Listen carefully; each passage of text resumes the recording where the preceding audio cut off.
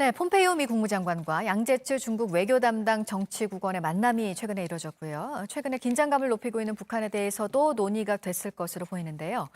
미 국무부의 스틸웰 차관보가 북한에 관해서 중국과 협력할 방법을 찾고 싶다고 말했습니다. 보도 연결해서 알아보도록 하겠습니다. 이재승 기자, 미국과 중국 두 나라 사이의 갈등도 지금 깊은데 그래도 북한 문제는 중국과 협력을 해야 된다는 거네요.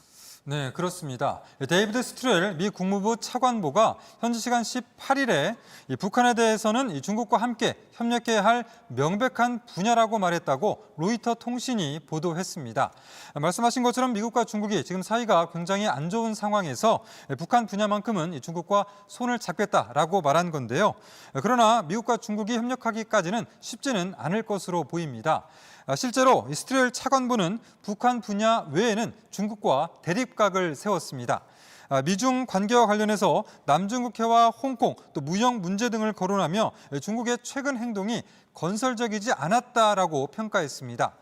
또 전날 폼페이오 미 국무장관과 양제츠 중국 외교 담당 정치국원이 만난 하와이 회담에 대해서도 중국의 태도가 솔직하지 않았다며 미중 대화가 생산적이었는지를 알려면 몇 주간 더 지켜봐야 한다라고 말했습니다.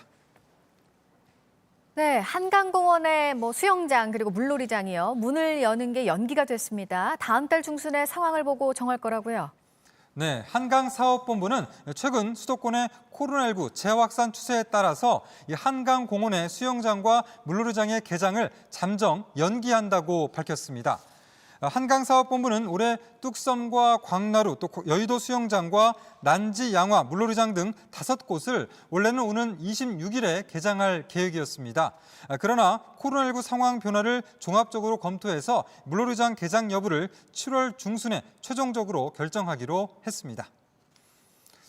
이어서 119 신고 접수 당시 알게 된 신고자에게 만나보자며 사적인 연락을 한 소방관에게 1심에서 벌금형이 선고됐다는 소식입니다.